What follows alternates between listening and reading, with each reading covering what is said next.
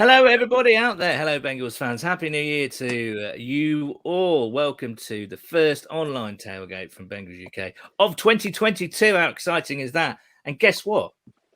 We're not talking about any mock drafts today. We're not even thinking about who we're going to draft in the first round. We would have done that previously in October, but it's January the 2nd, and we're talking about the Cincinnati Bengals. Yes, the Cincinnati Bengals winning the AFC North today against the Chiefs, but we'll gloss over that a little bit. But joining me today for more silliness and fun and preview is Peter Dadswell. Hello, Peter. Happy New Year. And Happy New Year to you, Paul. And returning, you still got 100. I didn't see that until now. 116 days till the NFL draft. Is Andrew Dockerall. Hello, Andrew. Hello, how you doing, Paul? You just can't resist it. I saw you tweeting like an absolute crazed draft spunker last night during one of the bowls. Last night. What was going on last night, and why were you tweeting like a crazy person? Well, it was the Rose Bowl and contentious decisions about opt-outs and all the discussions there, but it was a very good game in the end. Sadly, there was a concussion on the Utah quarterback that kind of tamed it towards the end, but a very, very good game indeed. I mean, in the first half, in the first half, they just couldn't defend each other. It was just almost one-play drives, and it was just phenomenal. As a spectacle, it was really, really entertaining, and quite a few storylines coming from it as well. So your palate has been whetted, really, because today surely is the big event. Today, in around an hour and a half's time, it's surely the biggest game the Bengals are going to play for 5 years. I know we said that last week against the Ravens, but this one is the big one, I think, isn't it? Well, I think you're right. We said it last week, but I think from last week and on, every game is a playoff game. So the Ravens game, this game today, the game against the Browns, irrespective of what happens today, there is something big resting on it. And it's great that this time of the season we are relevant and we have this focus on every game. It's fantastic. Andrew, do you agree with that? It's the biggest game the Bengals have had since the game that shall not be named, obviously, in January 2016. It is a huge one, isn't it? Because if we win it, we win the AFC North.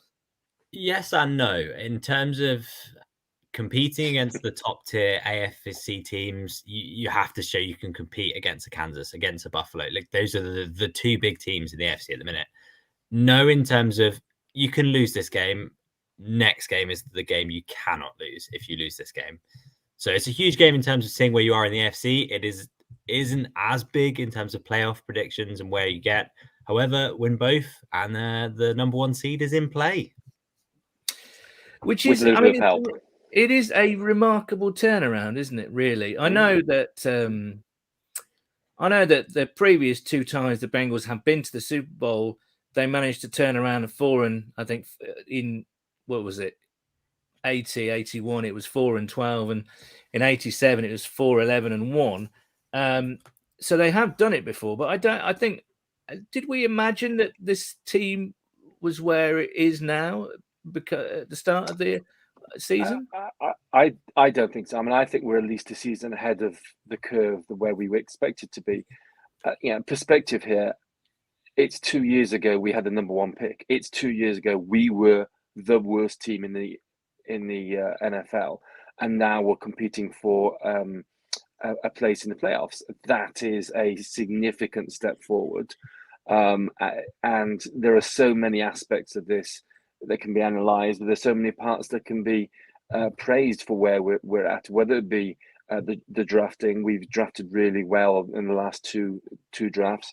Whether it be the coaches who have stepped up a level, I think, and the front office with their moves in free agency, it's all combined together to put us ahead of the curve, and it's fantastic.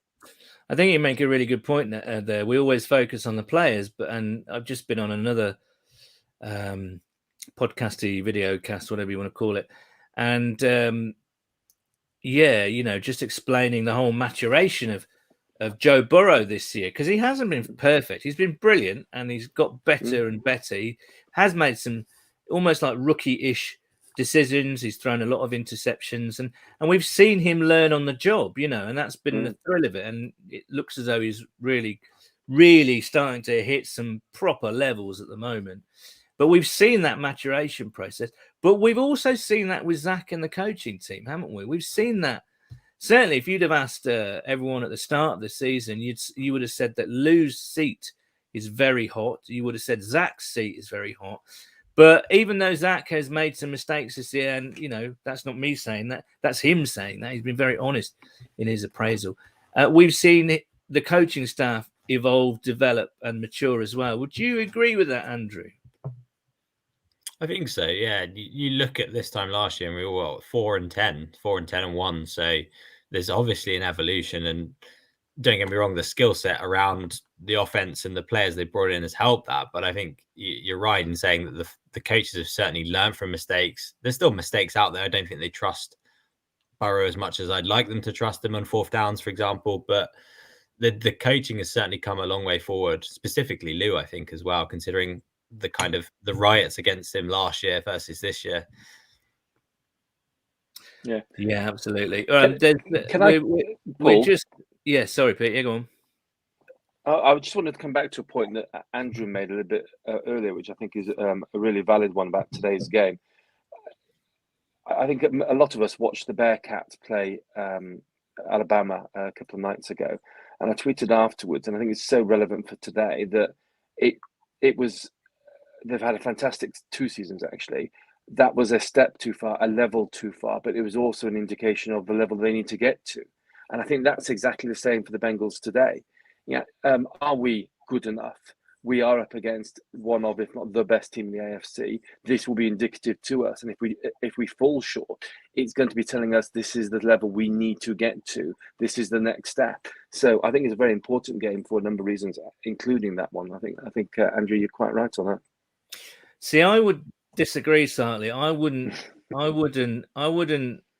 let any of that cloud today. For me today, you've got a chance to go. It doesn't matter who you're playing, whether you're kind of playing the best team in the NFL, which the Chiefs probably are at the moment, or whoever it is. And it's not about, for me, it's not about testing yourself or seeing where you are. We have a genuine chance to win the AFC North today. Afterwards, if we lose or if we win, we can then go back and say, hey, look, this is actually where we are. But today, right now, we need to focus on winning this game for one reason and one reason only, and that is to win the AFC North. So that's my little...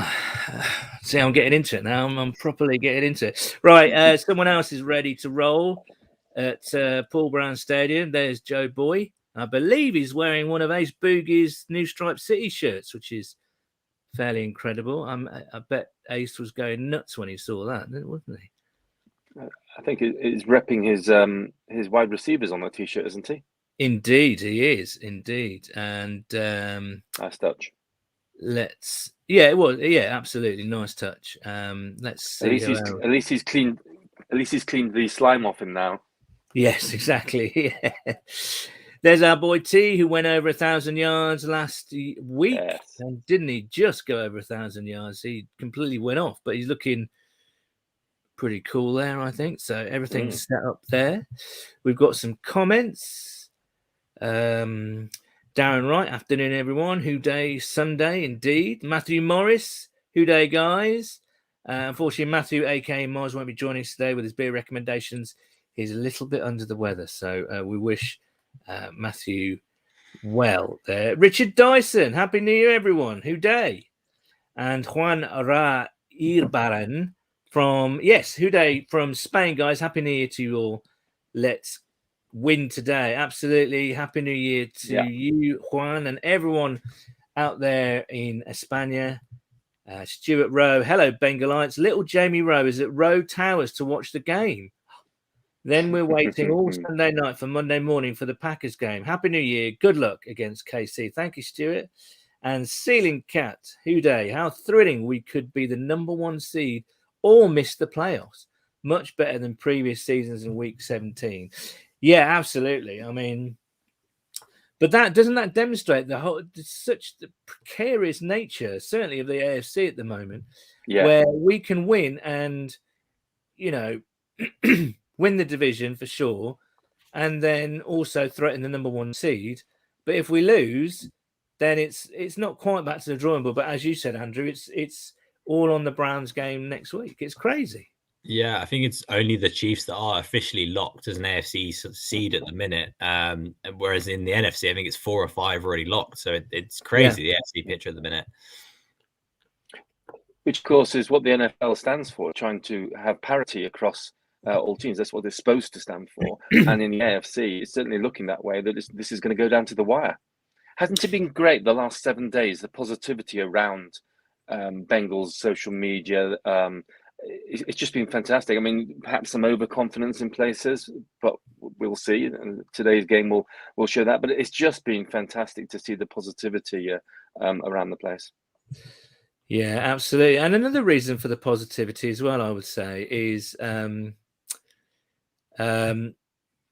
basically because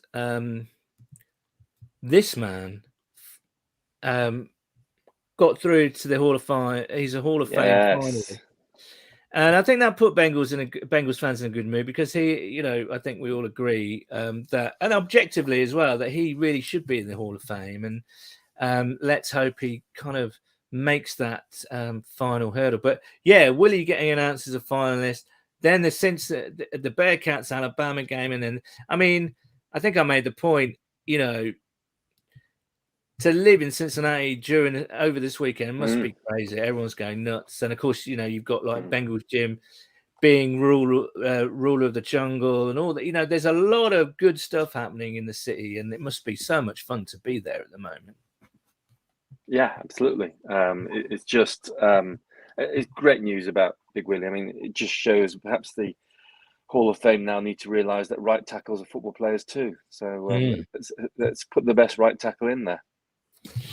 Absolutely. Right. Let's focus on today's game a little bit more. The Bengals Chiefs bring up all kinds of memories. I remember the Chiefs being a really good team in the 80s. Didn't quite get there. We played them hard in a couple of games. They had Derek Thomas and Christian Okoye and all those sort of guys. But really, the game that stands out is 2003, when the Bengals were rubbish and the Chiefs were really good. And they came into Paul Brown Stadium, first season of Marvin Lewis's tenure. Carson Palmer's first season, but he was sort of being redshirted for a little while, so John Kitna took the reins. And they played the 8-0 Chiefs. And this was I'd sort of drifted away a little bit. I was getting really weary of the terrible, terrible losing seasons. But this was the game for many that reignited the whole thing, really. And it was a fantastic game. So here's some highlights from 2003. Undefeated Chiefs against the Bengals at Paul Brown Stadium. The Chiefs are the only undefeated team in the NFL, and the Bengals have won 3 straight games at home. That wasn't a catch, but they're going to get away with it. 49-yard line, 1st and 10, Rudy Johnson. Breaking tackles, including one of Woods. Got a convoy. With an entourage, Wesley knocks him out of bounds at the Kansas City 11. It's a gain of 38 yards. Shane Graham, who has been excellent this season, just sneaks it in. 1st and 10, Chiefs at the 40. Here they come, down he goes. Rodgers, Beckett, Adrian Ross, Devour, Trent Green. First sack today by the Bengal defense, the loss of 9. Giving him the 8-man in the box look, not only for the run, also for the pass. Inside the 13, 2nd down and 9. Warwick on the move. They come at Kitna. He throws outside, caught by Jeremy Johnson, the fullback, and he dives into the end zone, or touchdown. Right over the pylon, 13-yard touchdown pass. Do you worry about Jeremy Johnson? Watch the ball. Watch his feet. Is he out? Nope. But that ball crosses the goal line. Baker to punt for the first time in the second half. Peter Warwick is back. And on the fly from the 32. Breaks a Lyle West tackle, and there he goes! No flags. 68-yard punt return for a touchdown, and no flags on the field.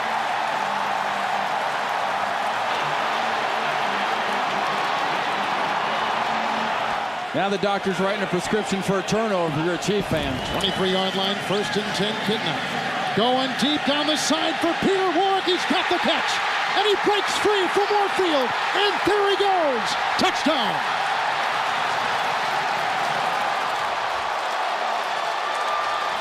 Rudy Johnson in the backfield. Gets the call on 2nd down and 4. Busting his way free. A foot race with McCleon. What a sensational run by Rudy Johnson. Kevin, it's part of what you do. You want to make your name, you get the big play.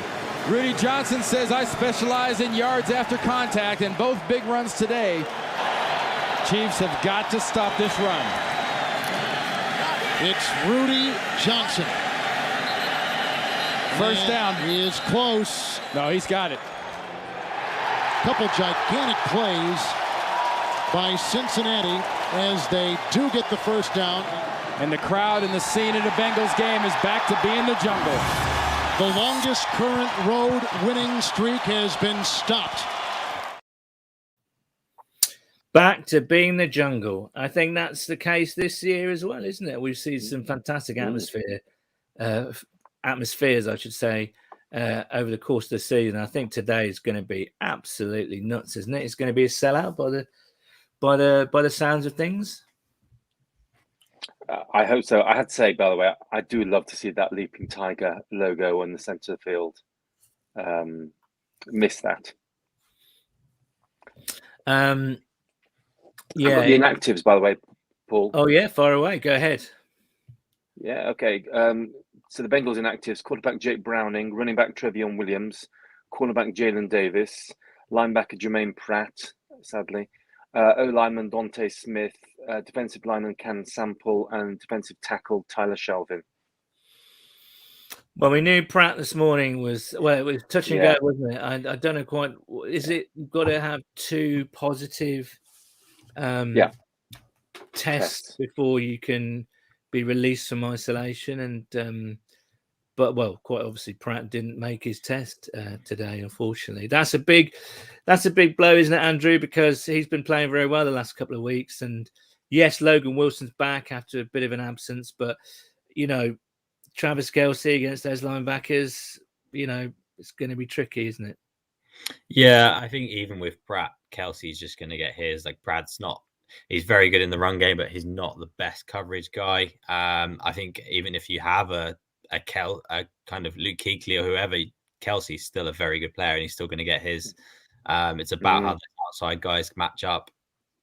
It's going to be a very interesting match on that defensive side. What do you think they'll do then? I mean, because they've got a myriad of weapons. Obviously, I think Charles Edwards-Helaire is not playing today. Correct, he's out. So he's a very good player. But how do you beat a Chiefs team like this that are rolling 10 games in a row? You know, Tyreek Hill, that crazy low center of gravity, that amazing stop-start speed that he's got. Travis Kelce, obviously. You know, they've got good, almost no-name receivers really as well that they can plug in and play. And then you've got an offensive line that is coming together finally after being, you know, they spent a hell of a lot of money and draft picks on that offensive line in the offseason. That seems to be coming together. We'll talk to a member of the Arrowheads Abroad fan group in about 15 minutes or so. But what do you say? How can you beat the Chiefs? That's not. I haven't even mentioned the X factor of Patrick Mahomes. You can just do crazy things at the click of his fingers, basically. Yeah, firstly it's hard when you've got, even if you just add one of them, you've got Mahomes to kill. That's a terrific combination to stop. When you add in Kelce, that's now 2 terrific combinations to stop. And then you say the no names. You got guys like McCall Hardman and Byron Pringle and guys like that underneath. And Edwards-Helaire has been a good weapon to have as well that they brought in. So it's such a tricky offense to stop, and Andy Reid I don't think he gets the credit he deserves. I don't think he's Bill Belichick level, but he has some phenomenal ability to change rosters and update rosters and make teams just very prolific on offense. I think Tooney's been his numbers don't say as good as he's been. I think he's been a very sturdy guy for that offense. They had huge issues last year. You saw they got torn apart by the Bucs in the Super Bowl on the offensive line.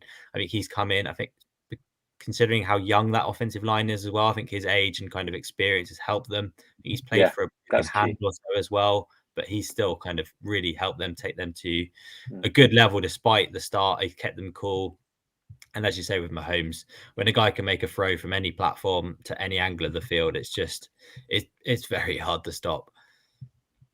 I think early in the season, they started off not very well at all, and there were concerns. And a lot of teams were playing two deep safeties to try and stop these long throws. And Mahomes was still trying the miraculous, still trying to do the circus throws. And eventually he cottoned on to just to take his check down. And that opened up the offense. But the other difference was turnovers. They had so many turnovers early in the season, and they're losing the turnover battle. So if you ask me how the Bengals can win this game, they have to win the turnover battle. We have to get takeaways. We have to be punching that ball out, which is something the Chiefs are very good at. We have to be ball hawks. If we can get extra possessions for Burrow and for that offense, we'll have a chance. But we have to win that takeover battle, turnover battle. What about their defense? Because they've stepped that up as well, and Jones and Frank Clark on that line are absolute beasts, and their secondary with the Honey Badger is very opportunistic, and again they've really stepped up. So let's ask the same question, but on the other side of the ball, where can we attack them? Where's their weakness, Andrew? So I think it's the benefits of having a great offense means your defense can become more of a spark team. They're there to create turnovers. They're there to create big game-changing plays rather than kind of bend don't break, which we've seen for years. If you don't have a good offense, your offense is likely going to score, so you're there to change the game by 1 turnover, 2 turnovers, and you don't lose games when you have an offense that potent. I think we've seen that kind of this year from the Bengals point of view, is now that we have this kind of really potent offense, is when you have a reader and you have guys like Trey, they can go fully for the quarterback, fully stop the run game, because likely if they do get one big play, you can go score against them. And there isn't that kind of the hesitancy that you have as if you have a more middling offense. So I mean, that's kind of where the Chiefs have come. They're designed to punch the ball out. They're designed to go for the picks. If they give up a big play, they've got Mahomes, they've got Hill to kind of take those plays back. So they're there as the bigger kind of play busters. I noticed that the D line of the Chiefs tends to only rush forward. They don't blitz that much. The reverse, we can't be blitzing Mahomes because he'll just eat us alive there. So we can only rush forward because that's what the Chiefs do, and they've got a damn good 4 to rush. But what it means is that they can then cover very well. They've got very mobile linebackers, and they will patrol the middle. But if anywhere, I think that we can make hay is actually the running backs catching out of the backfield. Certainly early in the season, they seem to get some joy from that. So I'd like to see Mixon being thrown the ball a little bit more from out of the backfield, because it's harder to pick up. Then you can scheme catches and scheme some extra yardage. So I think that as much as anything else will be our best chance. Well, we shall talk about the game a little bit more when we get our friends from Our Head Abroad on. We can get an inside view on how the Bengals can beat the Chiefs.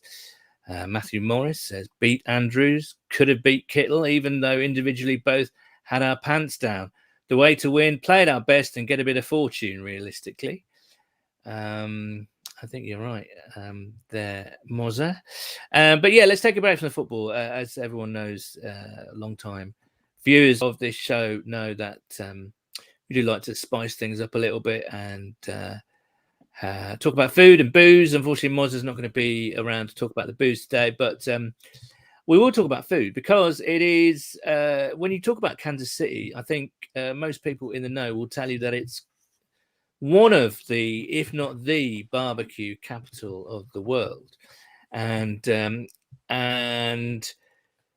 it's very interesting. They've got a long history when it comes to barbecuing, and they've sort of, perfected the art by all accounts. So here's a little video explaining the history of Kansas City barbecue.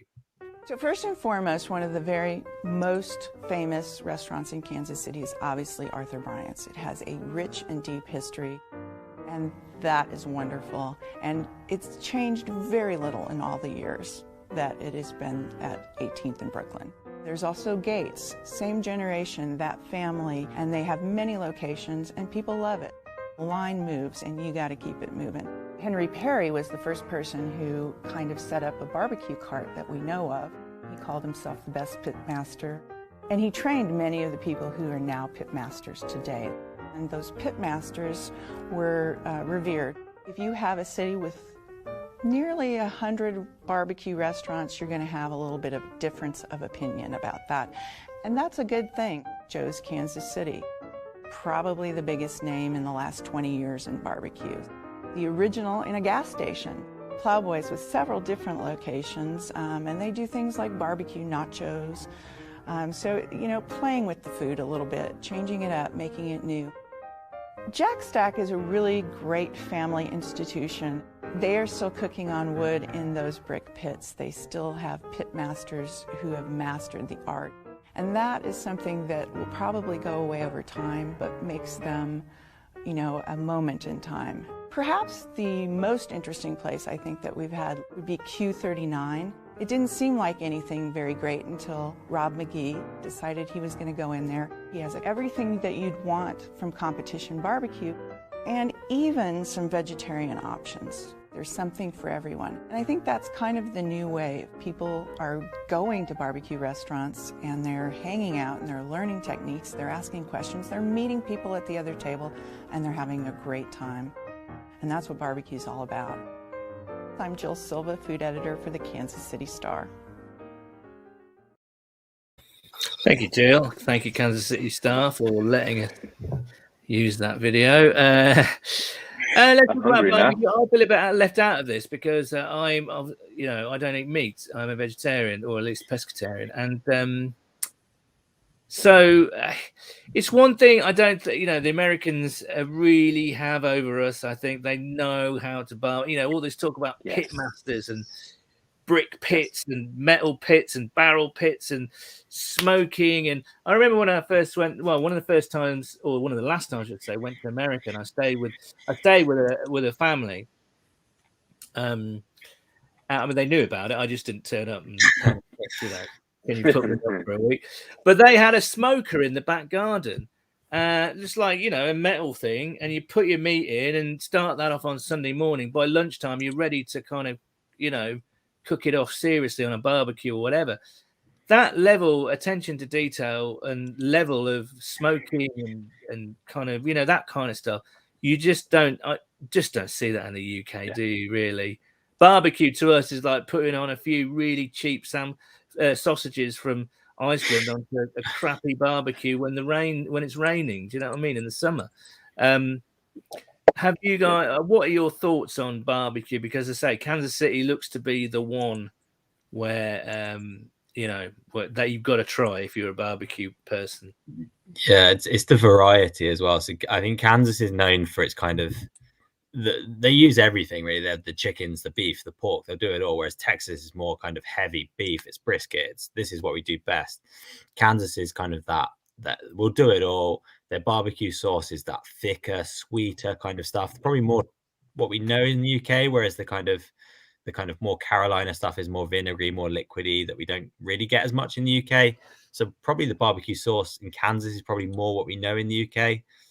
The kind of Heinz-y kind of version that's thick and it's really sweet and smoky. But yeah, it's like you said, it's a different world. The craft that goes into barbecue there versus here in our disposables it's just different. What about you, Pete? Have you ever had the pleasure of? No. No. No. Okay. Well, okay.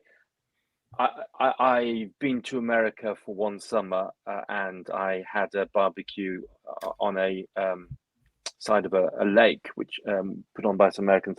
And you're right, the range of food. I just remember it was like nothing I'd seen before for a barbecue. But how you summed it up there, our approach to barbecues compared to Americans is absolutely spot on. Exactly what I've thought. That barbecue is just not really much of a concept here in comparison to there, where it is just another food genre and just as important as any other. And they do it very well. I've said on this tailgate before that the variety and approach to food and provision of food by the Americans is so significantly different to here, and they have so many options, and barbecue is certainly one of them. Yeah. Mozza says we do smoke fish in our defence in the UK, which is very true. You know, which is something I think that's quintessentially British, but yeah, American barbecue and all its variants look amazing. Andrew, what about the barbecue that you tasted in the past? Have you, because you've been to the States a few times, haven't you? Yeah. I think the stuff I found in Nashville was amazing. Tennessee stuff was amazing. I've never been to Texas. I've never been to KC, but yeah, like you say, the culture there is just so different here. There's a good point from Mozza that we do have the kind of like the kippers and the smoked salmon. That's our culture. We don't have the contact beef and the properly brisket stuff that they do for their. But yeah, it's phenomenal. Yeah, it isn't matched. There's a couple of restaurants in the UK, but it's not the same. Paul, if we're talking about barbecue, if we're talking about smoking foods, we should, of course, give a nod in direction of our very own Tom McDowell, who is a very, very keen smoker of food, isn't he? Yeah, he is. He's got really into smoking his own meat, and I think the more that you look into it, the more you sort of realise that it can be done at home. You know. Yeah, it can be done at home, and he's been fantastic in terms of. Yeah, he has. Yeah. Let's just try and bring up something here while we're looking for. But yeah, he regularly posts on stuff that that he does at home, which is insane, really. I know Tom's under the weather. Doesn't he do cheeses as well? Doesn't he smoke cheeses as well? He has done some smoked cheese. Which again, I think once you understand how it all works, you can pretty much smoke anything, really, and it gives it that really smoky taste. You know? Right, I do have. Hold on, finally got something from Tom there. What we got here? So these are from Tom. Hickory smoked Chipotle and lime chicken wings, which is, if that's your thing, then, you know, that's what he does. I think he did some sort of rum and black cherry ones a few. Yeah, Tom's the king of wings, definitely. Definitely, yeah. But yeah, very on the game day. Yeah, absolutely. It's really, really interesting to see, I think. Right, let's have a look around. It was Christmas recently, and of course it was very nice to spend time with family. Some people weren't able to, some people were, and we asked people to send in their kind of favorite kind of presents that they received, and this is Tom. He received an Achilles Smith jersey, which was that I don't know if someone was trolling him or whether that's just an interesting jersey. As you can see, you've got the Flying Tiger logo on the sleeve there. Let's have a look. This is my one of my favorites. I think Martin is wearing these today. I'll actually stop that because we've got someone coming in. He's the superstar of Bengals Internet, one of the pinups of Bengaldom. It's Joe Goodberry. Hello, Joe. Fellas, what's up? How's it going, man? Let's make you nice and big there. Thank you. I like the spotlight there. Oh, yeah. Happy New Year. Happy New Year. How's it going? Yeah, good. Very excited about today. Yeah. Thank you for popping on. Andrew Dockrell there in the corner and Pete Dadswell. How are you guys? Good to see you. Good, thanks. Yeah, all good here. So, Joe, today, we're right to feel excited, aren't we? It's a new feeling. Well, no, it's an old feeling, but it's a new old feeling. We haven't felt like this for a while, I don't think. Yeah, you're right. And it is an old feeling. It's kind of funny because I tried to remember what the 2011 through 15 rendition of this was, and I really couldn't land on one. It was probably because they overachieved that first year in 2011, and then we kind of just rolled with it for 4 straight years with expectations that they should be better and they should win one eventually or win something, and it never materialized. While 2000, I think 4 and 5 felt more like this team, right? Like it was like 04, you're like, oh man, Carson Palmer, he looks like the real deal. If he gets a little bit better, if this team gets this and that, maybe they can break out of this 90s funk that they've been in for 15 years. And then 05 happens and they're just really good. And the offense is just tremendous. And Carson Palmer is like an MVP type candidate. And it's that Colts game in 2005 where the Colts, I think it's 41 or 42 to 28 at halftime. And these teams are just going back and forth at each other. And just the Colts were that standard, that Peyton Manning and that offense. And remember hearing stories of Chad and Carson Palmer driving to Indianapolis to go watch them play to get how's Marvin Harrison and Peyton Manning on the same page like this? It's just excellent stuff. And then they go toe to toe with them and they lose that game. But it kind of showed us that, they can drop 40 on anybody. And if you get them in the playoffs, we are excited to see it. And ultimately we know how that played out. But not to get too long-winded, but that's how the idea in your head is. I just want to get Joe Burrow in pressure situations, crunch time situations, and games. And here we are already, and I just can't wait to watch it.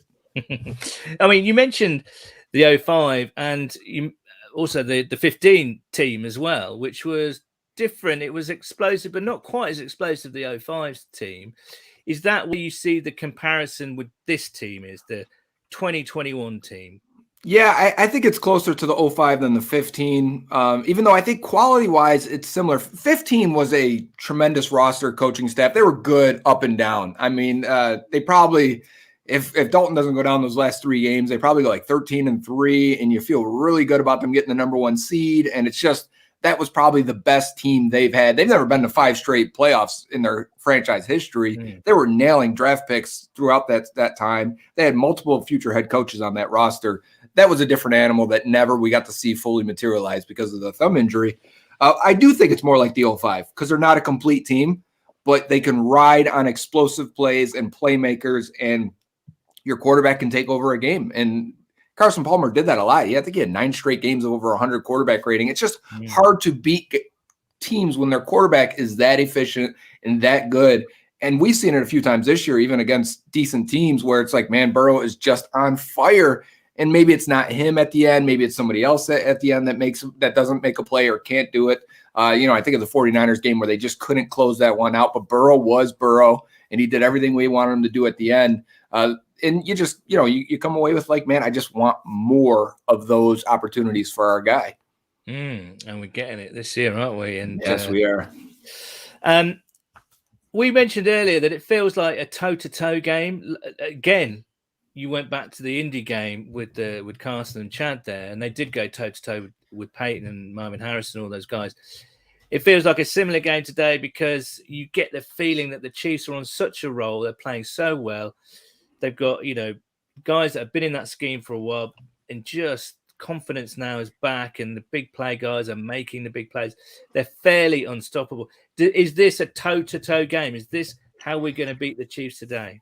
It's a measuring stick, at least, where you go, okay, the Chiefs are still the class of the AFC, and if not the NFL. They have been to the last 2 Super Bowls. They are still the team to beat. They probably will still end up with the number 1 seed in the AFC. So if it's not now, if you're going to go there, if you're going to be that team, and it could happen this year for the Bengals. I mean, incomplete teams win it all the time in the Super Bowl, in my opinion.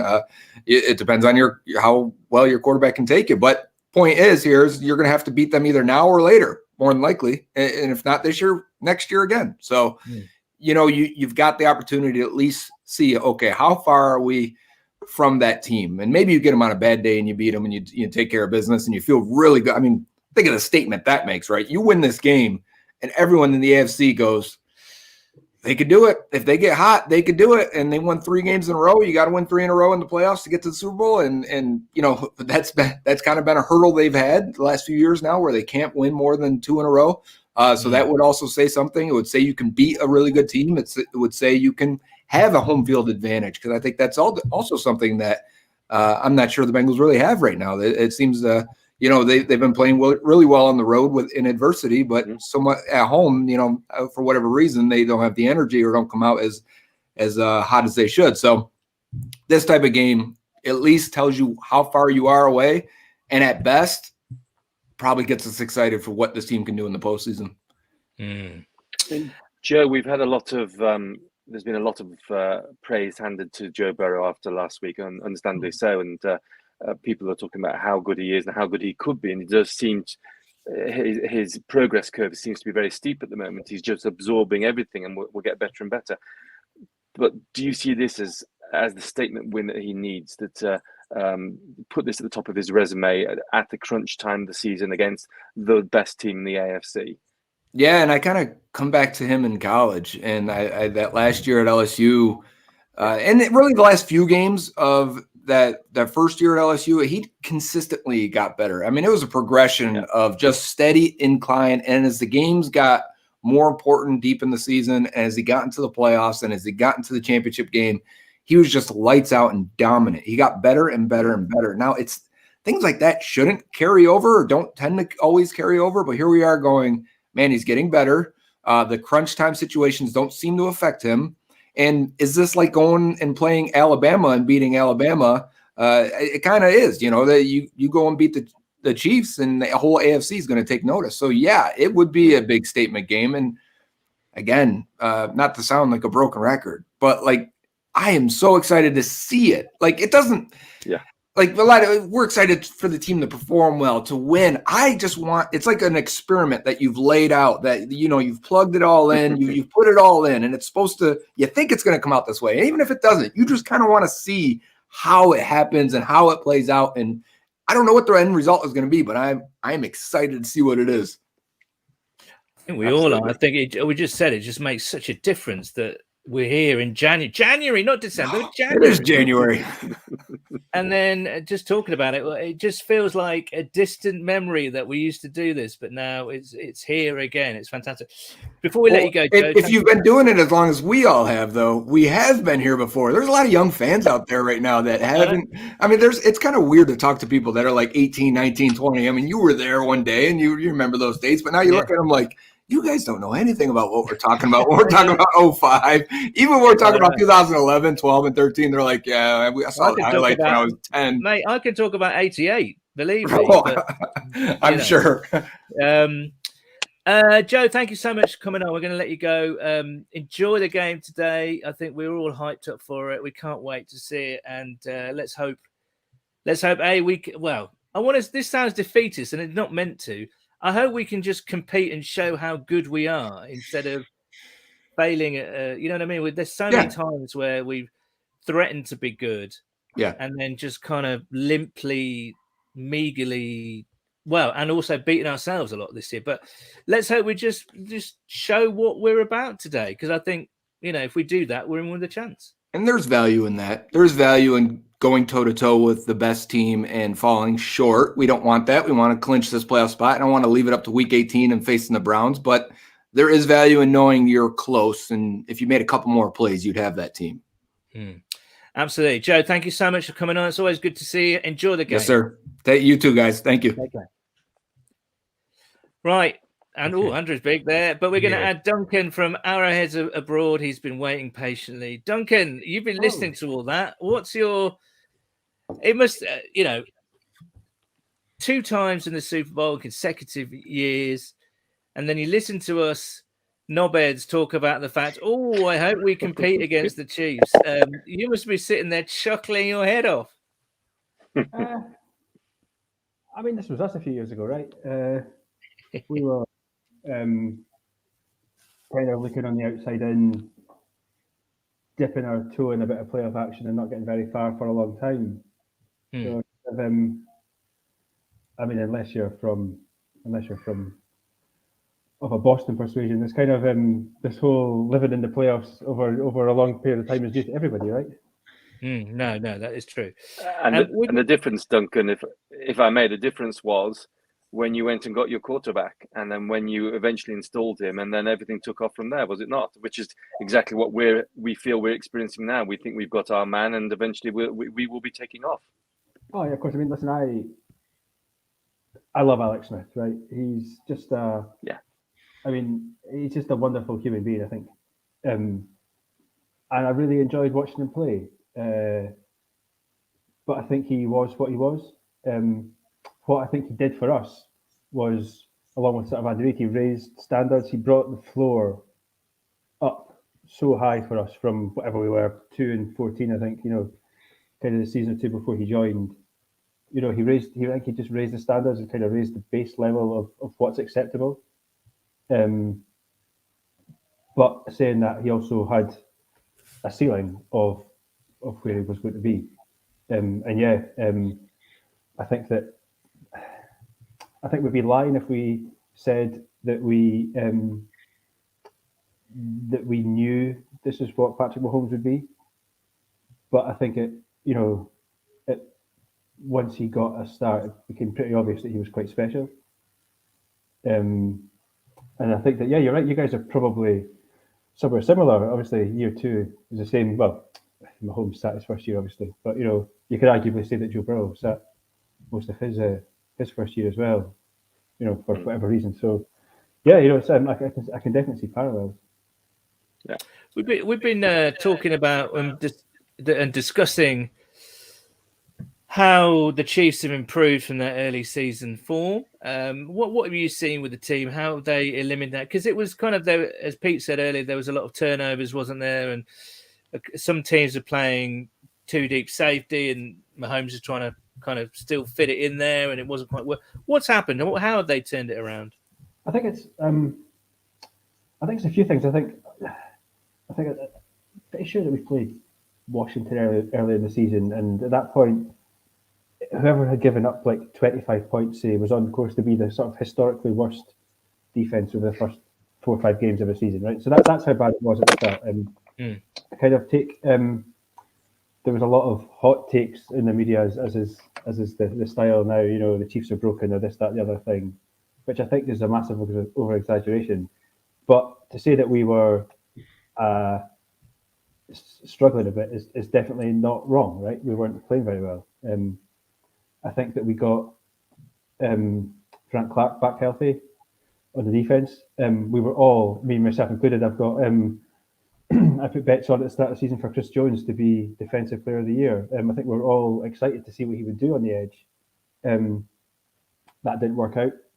We got Melvin Ingram from the Steelers, who I guess we'd wanted to get in pre-season, but he went elsewhere. That allowed us to move Chris Jones in, and I think that just all sort of locked up the front of the defense, I think, and that made a big difference.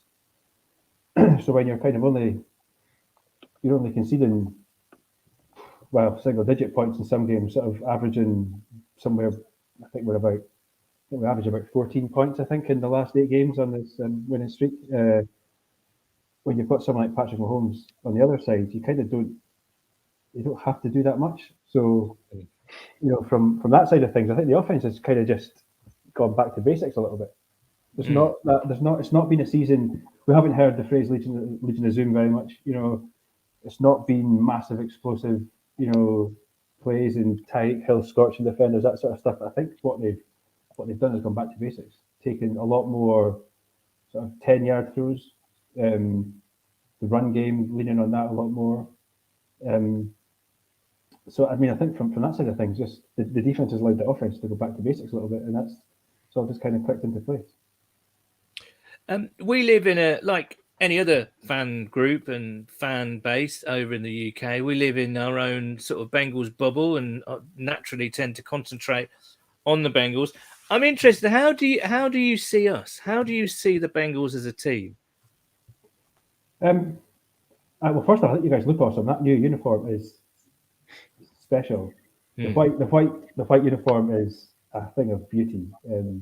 Whoever was involved in that has turned that around completely. So kudos to that. Yeah. I think as a team, it's kind of I think this season, first in a tough division, right? So it's always hard because you're looking at that division, and the Steelers are just you just don't they just go 500, right? You just that's their bottom line. I don't like the Steelers, right? So no love here for them, but they've just got this base of 500, right? And the Ravens know exactly what they're doing. They feel like most of the time. Yeah, well, exactly. Like I've got I'm still to see it from Lamar. I would say in the playoffs, I still think he's got that kind of hump to get over. But they're a sort of battle hardened, know what they're doing, good players across the whole, across the board. And then the Browns are kind of everybody wants the Browns to be good. I don't know why, but they do, right? The NFL is desperate for that team to do the story. So, it's a tough division, right? So, I think that whoever comes out of that division has to have played well. Yeah. I think to come out with enough wins to get into the playoffs. But I think from you guys, there's definite, like I said, there's definite parallels to what we've done in the last few years. We've seen a lot this week. Like you say, you're living in a little Chiefs bubble, so kind of just the Venn diagram of this week is just cornered into you guys a little bit. But stuff like you've got quite a young, exciting sort of receiver core, skill players. The sort of unit that can certainly grow together. And I think from my point of view, Joe Burrow is he's probably a lot better than I thought he was. I kind of had, of course. Sorry, to go. No, I was going to say, of course, Steve Spagnuolo referred to him as a young Tom Brady earlier on this week, which was quite a compliment to try and live up to. I think that was just you went to the Wink Martindale mistake. Yes. I sometimes wonder about just how much mind games these guys are playing. Spagnuolo's been around the block a little bit. He's, but no, I think I kind of had Joe Burrow pegged as a bit of a, I want to say boring quarterback, just someone who's going to stand there, I guess, make obvious passes, a bit Alex Smithish, I feel like, right? Alex Smith, yeah, a bit like that. That's in my head. That's kind of what I was expecting to see from him. But he's certainly he's got a lot more juice to him, and he's got a nice bit of swagger. I do like that about him. He's got a good bit of swagger, just enough, I think, and unbelievable confidence as well. Yeah, exactly. I mean, it's a quarterback, right? He has to. That's exactly what you want to see from him, especially a young one. Someone who's going to kind of stand up and be happy to take the kind of to be the face of the team, even in year two. And especially, I mean, he's year two, but last year was so tough for him that it's almost effectively a fresh start, right? And then to take it back to a Chiefs point of view, Travis Kelce, former Cincinnati Bearcats guy, how do you stop Travis Kelce? COVID. I mean, without sounding like a homer, I'm not entirely sure you can. I think that there's some players whose skill set kind of mesh with, like, Mahomes and you have that connection, kind of mesh with the system, the team, other players around them are just a sort of perfect fit at a perfect time. I'm not entirely sure that you do. He had these problems earlier in the season, dropping balls, which I think was something that he kind of did early in his career, but still, but he definitely fixed. But I mean, even that he missed last week. I think he's still on pace to be. He's another 1,000 yards. I think it's 6 seasons in a row. He's at 1,000 yards season. I mean, it's tough for us because we've had this season. We've had Waller who torched us. We've had Kittle who torched us. We've had Andrews who torched us twice, and now we've gone to the best one, which is Kelce. So it's not a very appealing thought for us, but absolutely guaranteed that if he gets in the end zone, he's going to do his UC celebration. Because of course he went down to watch Cincinnati Bearcats with Mahomes, didn't he? Yeah, I've seen that he's been all over the social media. He's quite he's quite proud of where he's from. Yes, he is. Like, yeah, he makes no bones about that. He's a good guy. I like Kelsey a lot. I think again he's got this. Yeah. He's kind of got an image, if you like, of being playboy's not the right word, but yeah, he's got that kind of image. But he's deadly serious when he plays as well. You know, there's no mucking about it. So he knows exactly what he's there to do, and he's not. He gets accused of not being a blocker, but one, I don't think that's true. And two, who really cares? Yes. So just expanding on Andrew's question about Kelsey, to broaden it out to the Chiefs as a whole, Duncan, how do you beat the Chiefs? How do we beat the Chiefs? How does anyone beat the Chiefs? I mean, I think that previously I would have said get into a shootout, because that's in the kind of Mahomes era. That's where we've come a cropper. We've had the Rams game, but the record points was Monday night, I think. It's the Rams. We had one against the Patriots, one against the Chargers. Just where it's going, sort of score for score. That's the games that we've just fell short of. But I'm not convinced that with the defense playing the way they are this year, that we'll kind of get into a shootout. You saw the Chargers a few weeks ago. It's all analytics wet dream with Staley going for it on fourth down constantly, and you look back when lost by a score, he's left 10 points out there.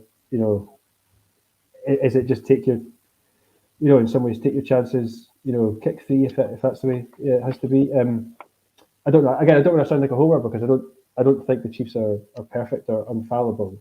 But I think you have to find a way to stop us on offense, because I think the defense looks pretty locked in at the moment. Well, Duncan, where can people find Arrowheads Abroad on Twitter and wherever else you are? Yeah, magic. Cheers. So we're KC Chiefs _UK. Get that right. On Twitter. I don't know what our Facebook and Instagram tags are. Just search Arrowheads Abroad. We'll be there somewhere. We'll come up. Okay, mate. Us. Cool. Well, thanks for coming on. Enjoy the game today. And I mean, I want to say that we'll see you in the playoffs, but in fact, let's get a prediction out of you. Get a prediction out of you, Duncan. Prediction, yeah. I think the line's like Chiefs by 4, which I think is surprising. I'm not sure. I don't know where they've come from that number. That doesn't seem. I'm not sure where they picked that out of. I think it's a one-score game. I'll go. What do I think? I'll go 31-24 Chiefs. Yeah. But I think it'll be fun. I'm looking forward to this one. This is I think it's the most appealing game we've had for a while. I think it could be good. Absolutely. Well, enjoy the game. Thanks for coming on. And we'll see you on Twitter during the game. Yeah. Sure, no worries. See you. All right. Cheers, Duncan. All the best, mate. Cheers. There we go. Just time for our predictions, really. Danny Hawkins says, I'm pumped for today. Joe Burrow has demonstrated he is up for the big occasion. A real litmus test for our coaching staff. Modzer again, you don't stop modern elite tight ends. All of them are freaks. Kelsey, Kittle, Andrews, Waller, Pitts, huge, athletic as hell, but built like an American fridge. Bloody love tight ends. Yes, they are. But they have become over the recent years a real kind of, free scoring weapon, haven't they? They've become far more athletic and far more integral. They're not in line. They're not in-line blockers anymore. No. Okay, Pete, what are you saying for today then? We've got a couple of minutes. I had the same. I had 31-24 to the Chiefs. I'd love to pick, and I try and be confident, but this is a level higher. I would love to think that Burrow is just going to step up each time he reaches the next level, the peak of each level, step up to the next one. I have to see it first. So I'm thinking 31-24 to the Chiefs, I'm afraid. What about you, Andrew? I had the exact same score, 31-24. I think I'd like to see Jamar Chase go for over 134 yards to break Odell's rookie receiving yards. I think Burrow has a few chances to break loads of Dalton's records. I think he needs 4 touchdowns to break Dalton's record. I think he needs 30 something to beat Palmer, and he needs 1 300-yard game to beat the team record of most 300-yard games. So I'd like to see a high scorer. I just think we're a year off. So yeah, 31-24. I mean, just you mentioning again, about Burrow breaking those records. I mean, this is after his first full year of being a star. Isn't that incredible? Exactly. He's breaking records of people that have been there for years. You know, Ken Anderson, Andy Dalton. Ken Anderson is, in all but name, a Hall of Fame quarterback, and he's going to be breaking records. It's just insane. Anna Pearson says 31-28 Bengals. I'm feeling optimistic. There we go. I think I have to side with you guys, though, I'm afraid. I think I'd be delighted if we won. And I do think we can hurt them. I genuinely think we can hurt them. But we need one of those games that we don't bugger things up. We can't have a slow start. We need to be toe-to-toe with them. So that means being quite aggressive. But the thing that I'm fearful of today the most is the likes of Chris Jones, Ingram, and Frank Clark against, because we're still not superb in pass protection, and I think there's a lot of battles on the line that could seriously lose and disrupt. But we put these points up recently with the same O-line still struggling. We've still found a way to put the points up. No, I agree, but I just think I don't know. I think the more that you disrupt us and Joe Burrow, and but. Today, like everyone's been saying, today is the day to step up. It's got the feel of a playoff game. It really does. And this is where we're going to see what they have in terms of mental strength. And they're just basically going to go out there and execute as well and as consistently well throughout a game as they have done all season. Can they do that? We shall soon see. But excitement is mounting. We're half an hour away from kickoff. Go and get your, I don't know, leftovers if you've got any leftovers. Smoked chicken wings. Go and finish off the mince pies. We are on Sky today. I'm going to say, unfortunately, from my point of view, I know a lot of people dislike Sky, but some people don't. People love Sky. So, but just to remind you, we are on Sky today. Pete, Andrew, thank you so much for joining me today. Who day to everyone. Enjoy the game. We'll be back with the podcast tomorrow evening to go over what will have happened. So do join us then. And of course, it's the final regular season tailgate next week. We're obviously hoping that things will continue into the postseason. That'll be something. The first time this tailgate, this fan group has experienced a postseason before. So that'll be something special. But in the meantime, enjoy the game and we will see you soon.